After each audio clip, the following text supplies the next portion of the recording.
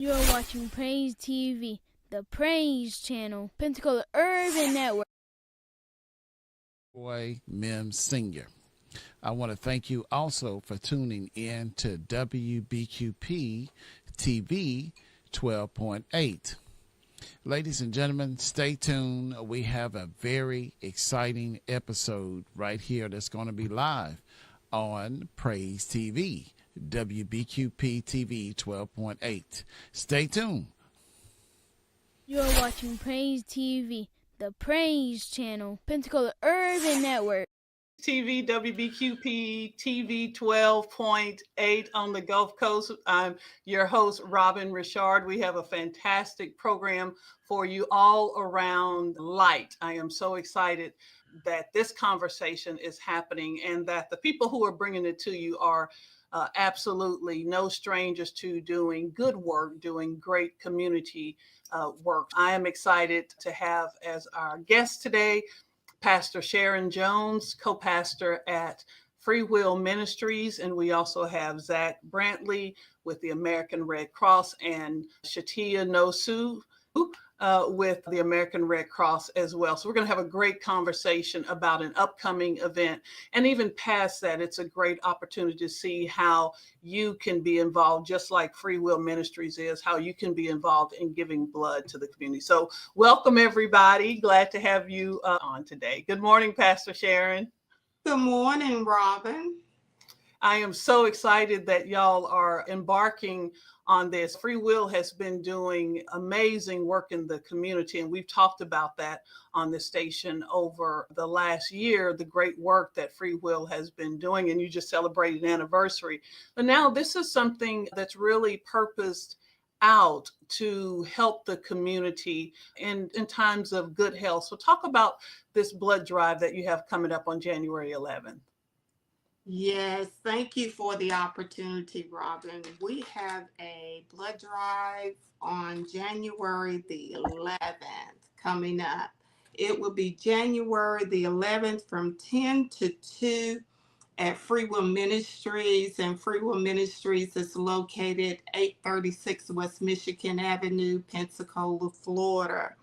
We're so excited because we want to be able to give the gift of life, and that's blood. We want to invite the community in all over, far and near, to come and be a part of this blood drive. If you have an opportunity to come in on that Saturday, you can register for the blood drive. We'll put the information up where you can register, or you can walk in. And one good thing about this blood drive is that we have giveaways. We're also going to feed you. We're going to feed you a fried fish dinner just for showing up and contributing to the blood drive. And we're going to give you an opportunity to put your name in for a Super Bowl, 2 Super Bowl tickets for next year. So we have some great things in store for you, as well as even an Amazon gift card. So as you can see, you will get great gifts just for showing up and contributing to the blood drive. Freewill is a church that operates in the community. We want to serve the community. So therefore, we want to give the gift of life. Our membership is a part of this. They're going to participate, but we want you as the community to come out and participate in this blood drive on January the 11th from 10 to 2.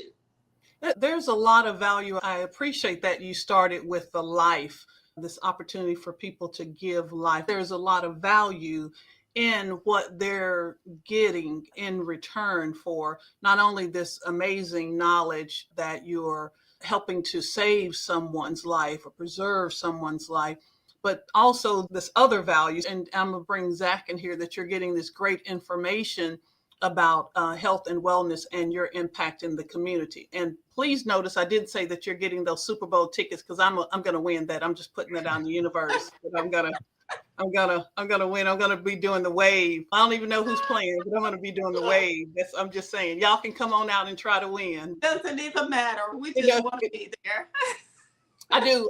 I like the wave and I like the ads. Those are my two favorite things about the Super Bowl. Zach Brantley. Zach is the account manager for American Red Cross. Welcome to the conversation, and thank y'all for partnering with Freewill Ministries to do this great work. Thank you. It's my pleasure. I called a few churches in the area asking for their partnership, and Sharon got right back to me. And so I'm thrilled for the opportunity to work with her and her congregation and the community as well. Yeah. She highlighted the life part. Let's talk about the need for partnerships like this in the community. Sure. So most people, unfortunately, probably don't think about the need for blood until a loved one or a family member needs it. But the need for blood is constant and ongoing. And you might be shocked to hear this, but in the U.S., every day, there's about 29,000 pints of blood needed in order to just maintain a stable blood supply. So we're looking to just do what we can here to make a little bit of a dent in within our local community here in Pensacola.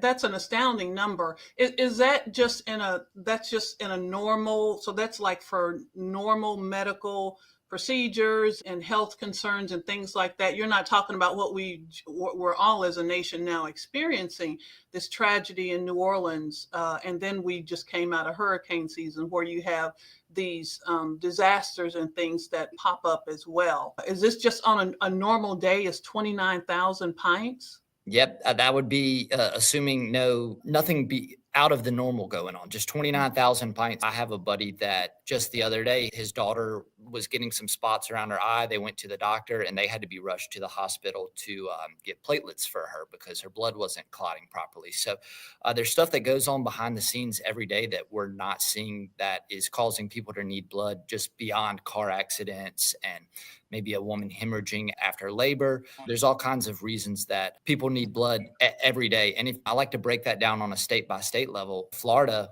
we make up almost 1/10 of the U.S. population. So if you looked at Florida alone, Florida probably needs 2,000 to 3,000 pints of blood a day to maintain a stable supply. So it is astounding how much blood is needed. Sure. And Shatina, go ahead and let's bring Shatina in. I do want to ask a question specific to this area. Shatina Nosu is the emerging markets for Mississippi, Gulf Coast, and Florida. So I'll ask you, what makes our area a little bit different? I know you're emerging markets, so we can talk about that specifically, but what makes this area a little bit differently? Zach talked about the 10% with Florida, but what makes our area unique that we need a little bit more?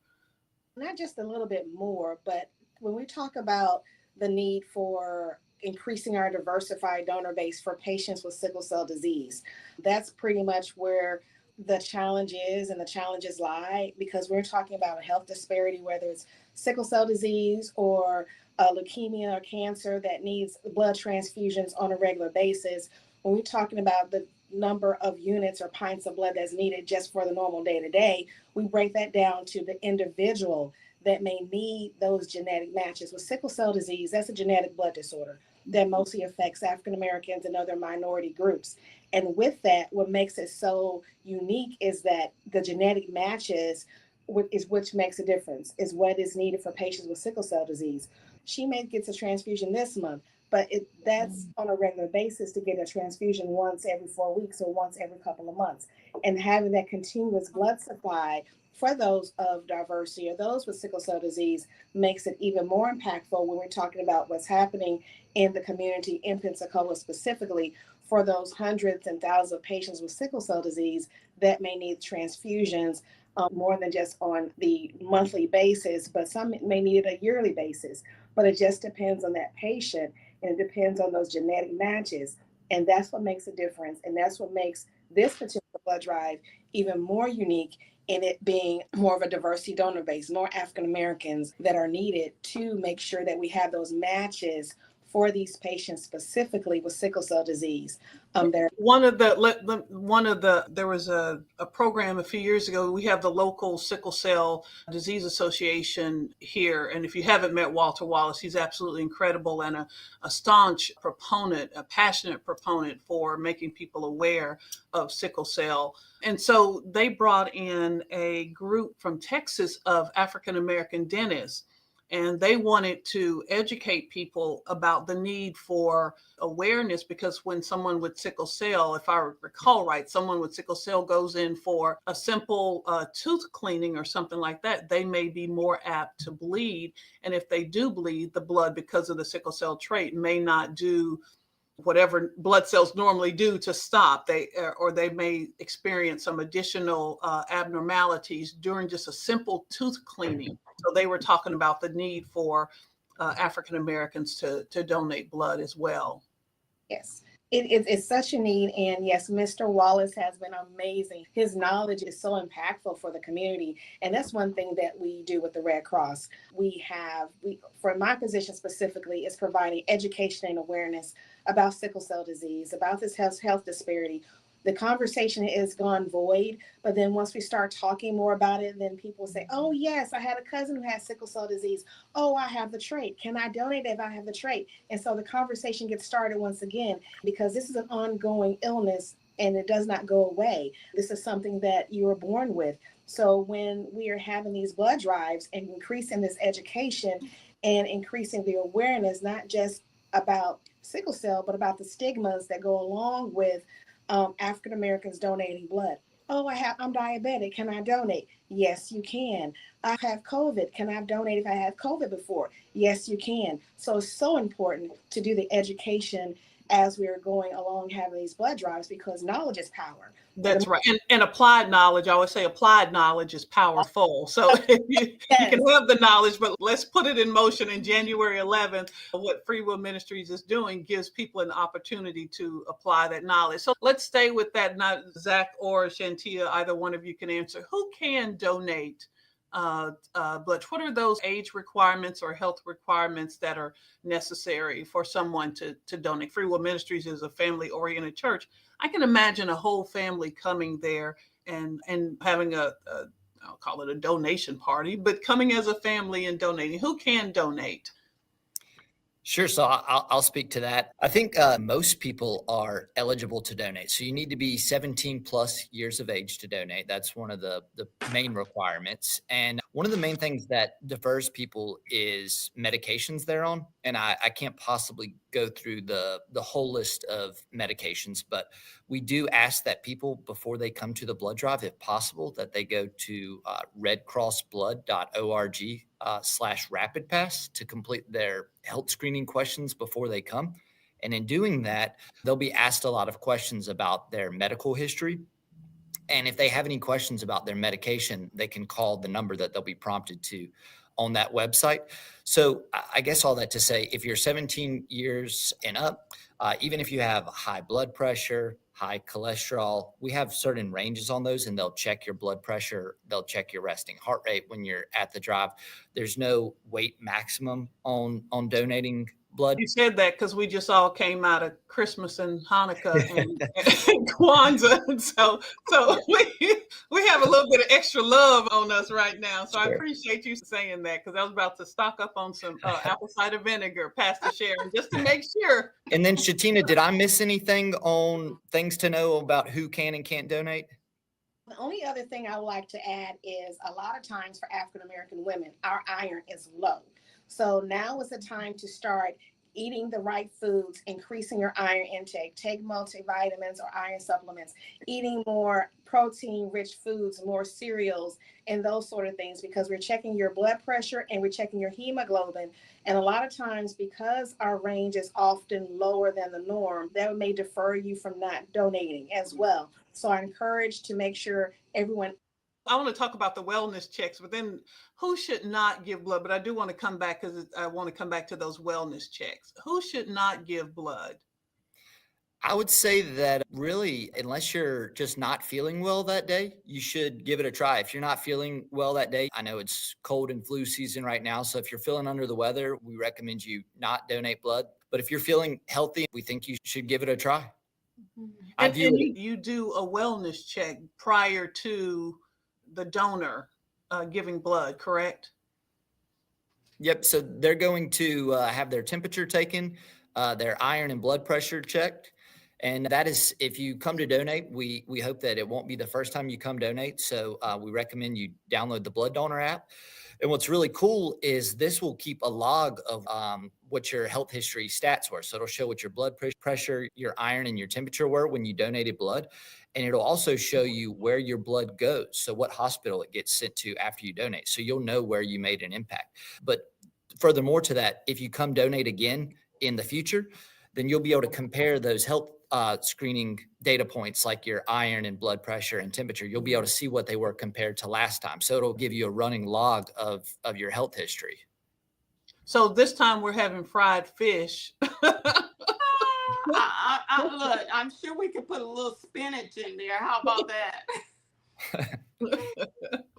All right, Zach, I'll come to you with this question.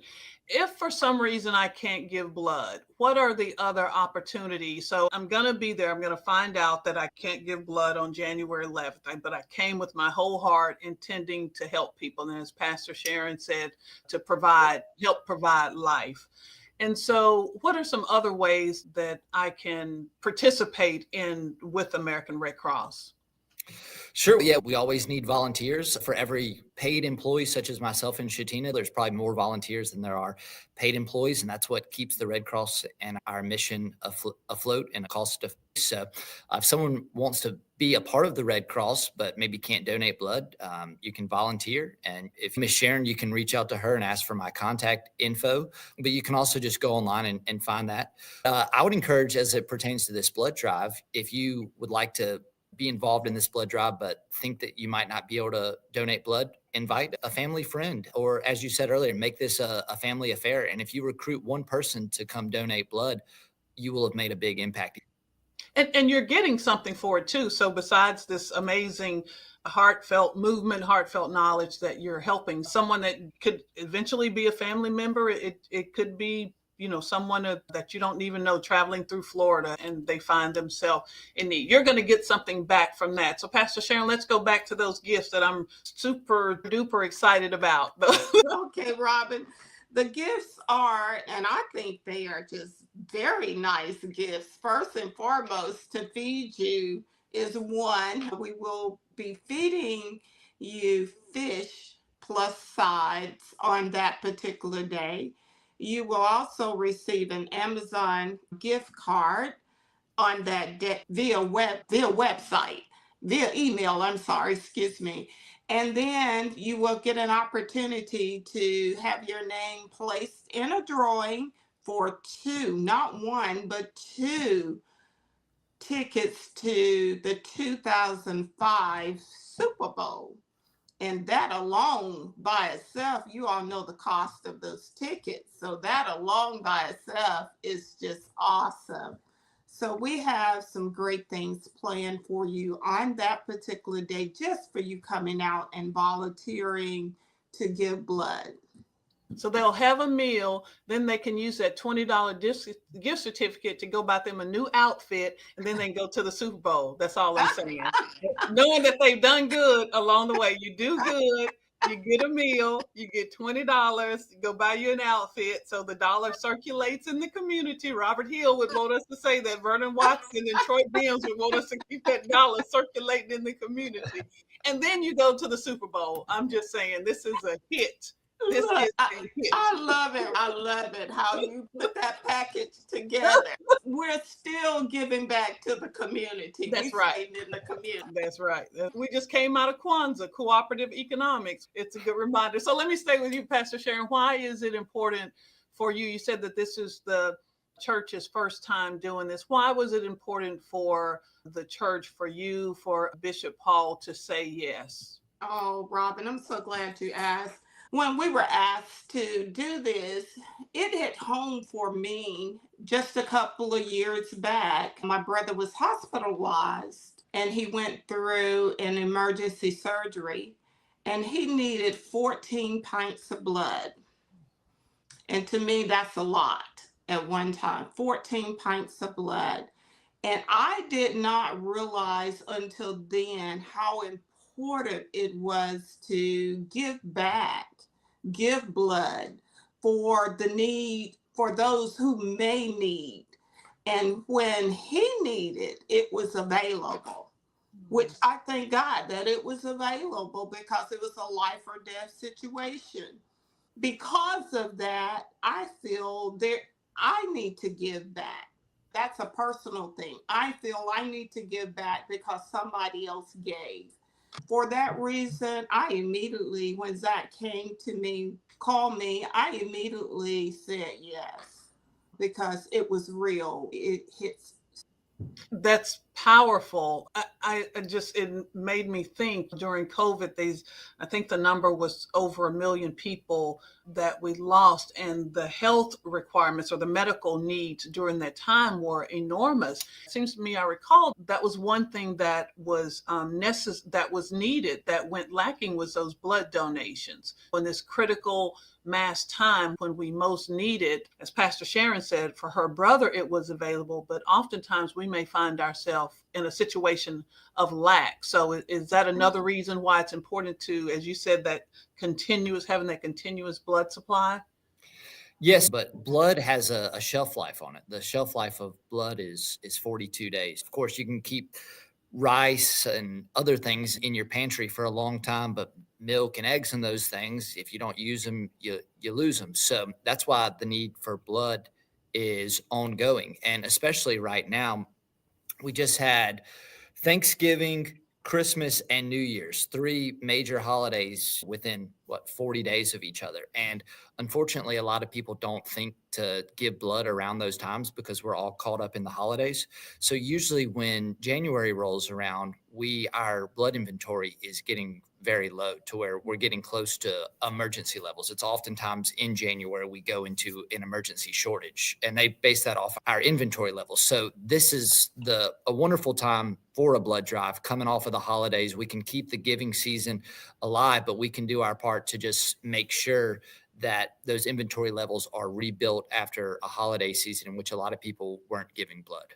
Wow. Wow. That's amazing.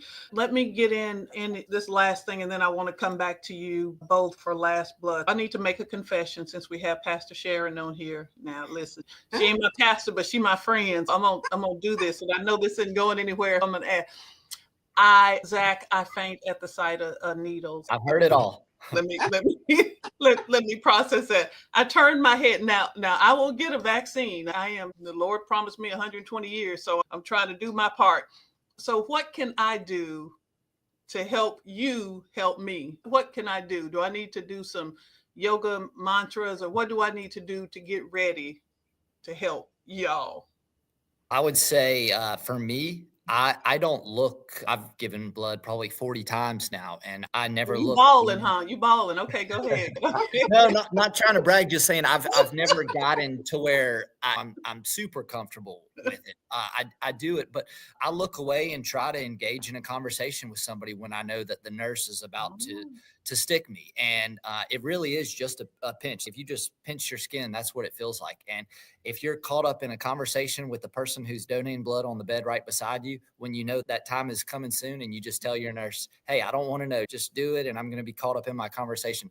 The next thing it's happened, it takes about 8 minutes to fill the bag, and then it's over. But yeah, if you're like you, I recommend just don't look when they do it.